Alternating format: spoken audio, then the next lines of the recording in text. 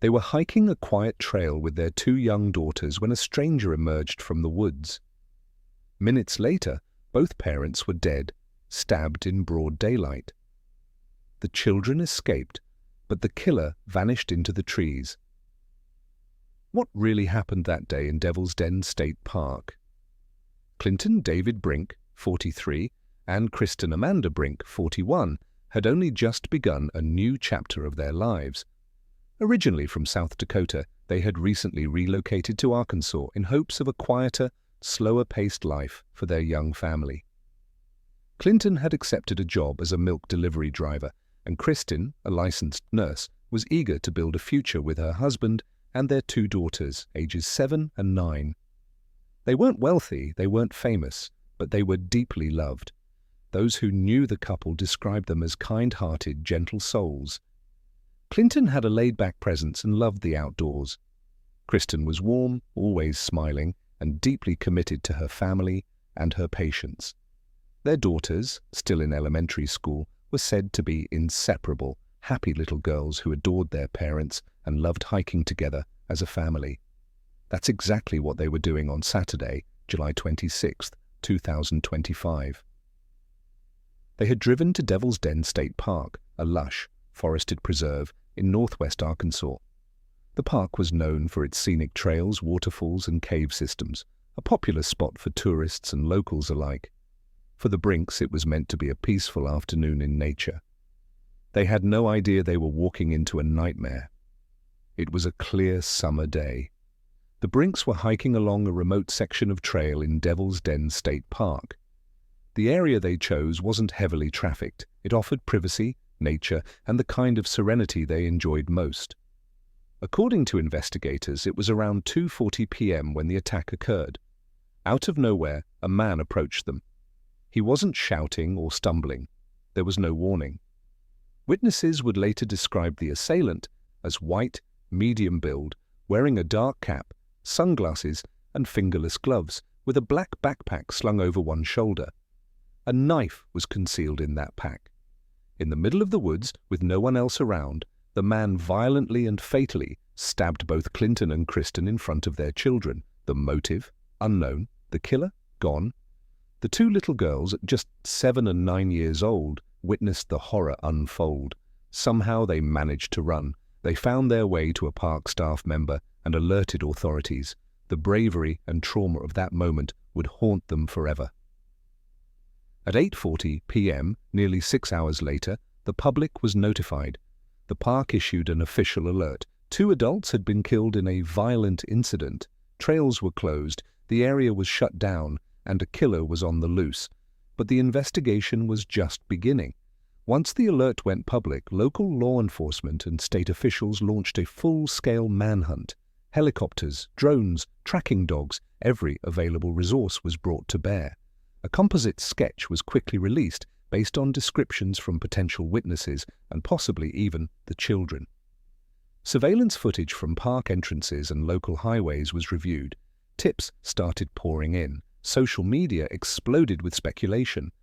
Was this a random act of violence? A targeted attack? Could it be connected to other crimes in the area? But the scariest part? The suspect seemed to have simply disappeared.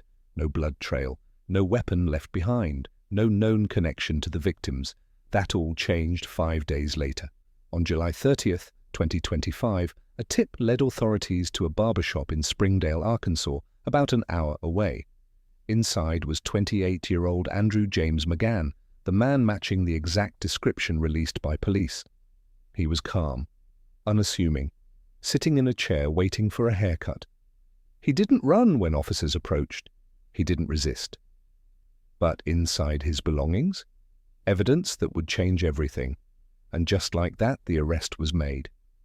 If you believe these stories matter, if you want justice for real victims and their families, please take a moment to subscribe and turn on the bell. These stories deserve to be heard, and your support helps us tell them with care, respect, and truth. McGann was arrested without incident. Inside his black backpack, the same kind described by witnesses, officers reportedly found clothing and items that tied him to the crime scene. Although police have not publicly released full details due to the ongoing investigation, it was enough to charge him with 2 counts of capital murder. His mugshot was chilling. A man who, just days earlier, had been planning to work with children, recently hired by a local school district, Wikipedia was now accused of one of the most violent crimes Arkansas has seen in years. There was no known connection between McGann and the Brink family, no shared history, no obvious motive, and that's what made it all the more terrifying. As investigators began digging into McGann's background, what they found only deepened the mystery. Andrew James McGann was a 28-year-old local man from Springdale. He had no prior criminal record, no history of violence, no major red flags, at least not publicly. He'd recently been hired by a nearby school district, set to begin working before the new academic year started. But it's unclear whether he ever officially started that job. The timing couldn't have been more disturbing. Just days after being hired to work around children, he allegedly stabbed 2 parents to death in front of their own kids. Was this a random act of violence, a psychotic break, or something darker? So far, investigators haven't revealed much. According to police, no motive has been disclosed. McGann hasn't publicly spoken. His defense team has not released any statements about his mental health or state of mind. He simply remains in custody, charged, awaiting trial. The public, meanwhile, is left with questions that feel too big to ignore. Why this family? Why that trail? Why that day? The silence is deafening. If you're still watching and feel the weight of this tragedy, if you're the kind of person who believes in truth and justice for families like the Brinks, then help us keep telling these stories. Like, comment, and subscribe. It means more than you know, and it helps us reach others who care just as much. When Andrew James McGann was arrested on July 30th, 2025, and charged with 2 counts of capital murder, a wave of grim relief swept through Arkansas. But as the case moved toward the courtroom, reality set in. Justice wouldn't be quick, and it wouldn't be simple. The court proceedings began quietly, behind layers of legal red tape and a strict gag order. The prosecution presented its intent to pursue capital punishment, citing the brutality of the crime, the fact that it was committed in front of children, and the complete lack of provocation. The defense, meanwhile, requested multiple psychological evaluations. Though McGann had no prior criminal history, his behavior, allegedly calm and unemotional after committing such horror, raised questions about mental competency. Was he capable of understanding what he'd done? Was he mentally sound enough to stand trial? Those answers didn't come quickly. As McGann sat in solitary confinement, the evidence slowly built against him. Surveillance footage from the trailhead showed a man matching McGann's description entering the area shortly before the attack. Witnesses from the park identified his clothing and backpack. Park rangers found what appeared to be discarded gloves, a partial fingerprint, and traces of blood in a nearby creek, being tested for DNA matches. Yet the murder weapon still hadn't been recovered. Despite this, the prosecution appeared confident, painting the picture of a calculated, opportunistic killer who targeted a young family in broad daylight.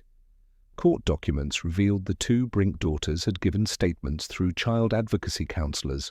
They described a man emerging suddenly from the woods, attacking their parents with no warning. They ran barefoot through the forest to find help. Their voices wouldn't be played in court, but their pain echoed through every hearing.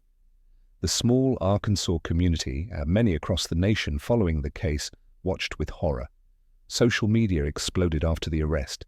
Hashtags like #Justice for the Brinks, Devil's Den Murders, and Arkansas Double Homicide trended for days. People wanted answers, they wanted motive.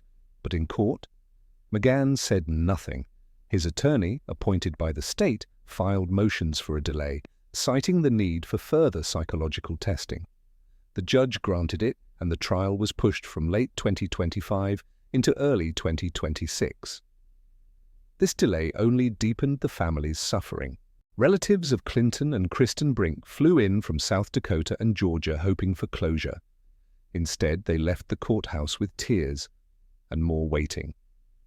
In a rare public statement, Kristen's sister said, "We want justice, not delays. We want our girls to grow up knowing their parents mattered. If your heart aches hearing this story, and you believe victims deserve their day in court, make your voice heard, hit that like button, comment "Justice for the Brinks" below, and subscribe to follow this case as it unfolds. Together we stand up for truth, but the courtroom isn't just about justice. It's also about unanswered questions, and in this case, they're everywhere. What led Andrew McGann to that trail? Was this premeditated or random, and why did he leave the children alive? Now, extended family members have launched GoFundMe pages to support the daughters and cover legal travel costs. The small town they left behind in South Dakota held a candlelight vigil, with hundreds attending in silence. People who knew them said they were kind, funny, and fiercely in love with their children. Their funeral was held privately, no live streams, no reporters, just two tiny coffins side by side. Devil's Den State Park, once a weekend favorite for locals and tourists, is now under a cloud of unease.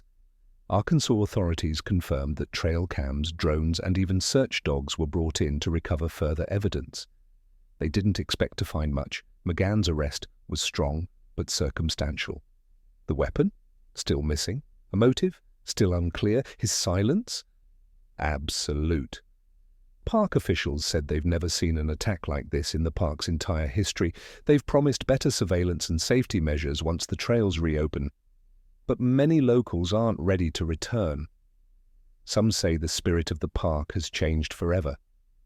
If this story has moved you, if you believe we owe victims like Clinton and Cristen more than just silence, please leave a comment, share this video, and subscribe so we can follow this story to the end. The world should never forget their names. But perhaps the most haunting detail of all is what's still missing. A motive. Why did Andrew McGann do it? He had no connection to the Brinks. He didn't rob them. He didn't flee with valuables. He didn't harm the children. It was as if he appeared only to kill. The state prosecution says the evidence is strong: surveillance footage, a witness sketch confirmed by multiple tips, and physical description matching what parkgoers saw just before and after the murders. But the weapon has not been recovered, and no DNA, at least publicly, has been confirmed linking McGann to the crime scene. This will be a complicated trial, a former district attorney told local media. It's high-profile, emotional, and missing the one thing juries crave: why? And so a trial date is expected later, in fall 2025. Until then, the case remains open, painful, and heavy. What makes this case feel so unbearable isn't just that Clinton and Cristen Brink were murdered in broad daylight. It's that they were completely ordinary, deeply loving, and in the middle of doing something so simple: hiking with their daughters. They weren't in danger. They weren't breaking any laws. They were just living. And someone decided to end their story. Was it random? Was it planned? Was it an attack fueled by ideology, delusion, or madness? Those questions now rest with the Arkansas justice system, and in time, hopefully, with a jury. But for now, we are left with the image of two children running barefoot through the woods, trying to outrun something no child should ever witness. If you watched this far, thank you. These victims deserve to be remembered, not for how they died, but for how they lived. Clinton loved old cars. Cristen made people laugh, even when they were in pain. Their daughters will carry their names forward. Please consider subscribing if you want to follow this trial and other stories that deserve the world's attention. Comment below, why do you think someone would do this in broad daylight? With no clear motive, let's talk about it together in the comments. The woods at Devil's Den are silent now, but not peaceful, because every tree, every trail, every bend in the dirt remembers what happened, and until justice is served, the silence won't heal. This was the story of Clinton and Cristen Brink, and the tragedy that shattered two lives and changed two young girls' lives forever. Thank you for watching. Stay safe, stay aware, and never take a moment for granted.